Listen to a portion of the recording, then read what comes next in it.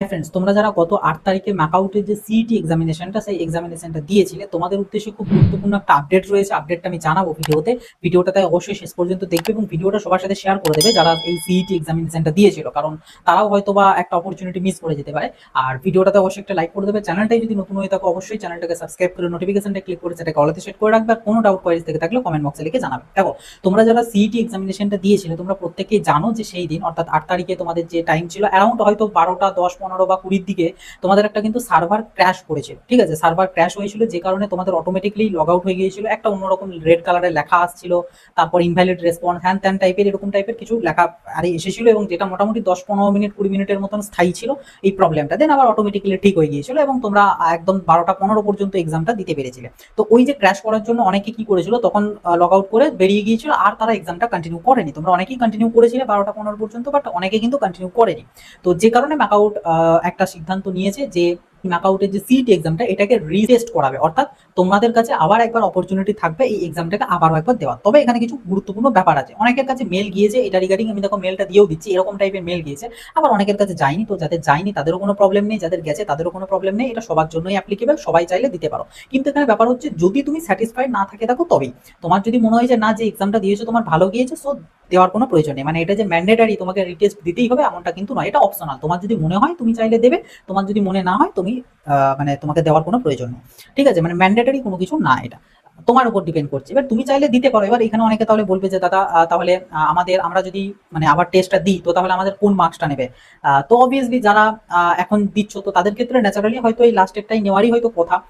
নাকি বেস্ট নেবে কোনো জানি না, এই নিয়ে ম্যাকআউট থেকে তেমন কিছু জানানো হয়নি। শুধুমাত্র এটুকু জানানো হয়েছে যে যারা ইন্টারেস্ট রয়েছে তোমরা তোমাদের পোর্টালেতে তোমাদের আইডি পাসওয়ার্ড দিয়ে লগ ইন করার পরে ওখানে দেখবে যেখানে অ্যাডমিট কার্ড ডাউনলোডের অপশন ছিল, তার ঠিক নিচটাতে দেখবে একটা অপশন এসেছে যে ইন্টারেস্ট ফর রিটেস্ট বা অ্যাপ্লাই ফর রিটেস্ট এরকম টাইপের একটা বক্স আছে। বক্সে ক্লিক করলে ইয়েস অর নো এ দুটো অপশন আসবে। তো তুমি যেটা চাইছো, যদি তুমি দিতে চাও তো ইয়েসে ক্লিক করে সাবমিট করবে, যদি না দিতে চাও তাহলে নোতে ক্লিক করে সাবমিট করবে। বাট করবে, ইয়েস অর নো দুটোর মধ্যে যে কোনো একটা করবে।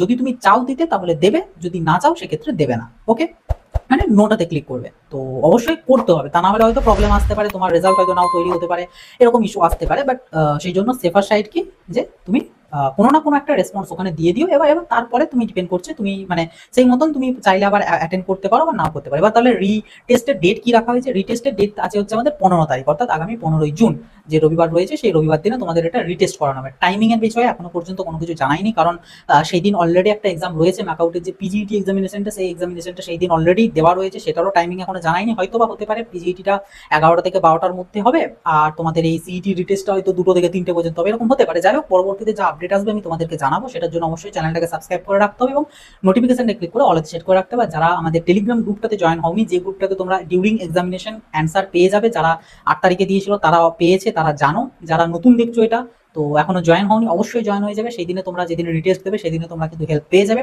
লিঙ্ক ভিডিওর ডেসক্রিপশন বক্সে এবং ভিডিওর প্রথম পিন কমেন্ট আমি দিয়ে রেখেছি, সেখান থেকে গিয়ে অবশ্যই কিন্তু গ্রুপটাতে জয়েন হয়ে গিয়ে। ওকে, না আরো একটা বিষয়, সেটা হচ্ছে অনেকের কাছে হয়তো এখনো সেই অপশনটা যায়নি, মানে ওই তুমি টেস্ট বা রিঅ্যাপিয়ার হতে চাও কিনা, তো এই অপশনটা অনেকের কাছে হয়তো এখনো যায়নি। যাদের যায়নি তাদের চিন্তার কিছু কারণ নেই, চলে যাবে।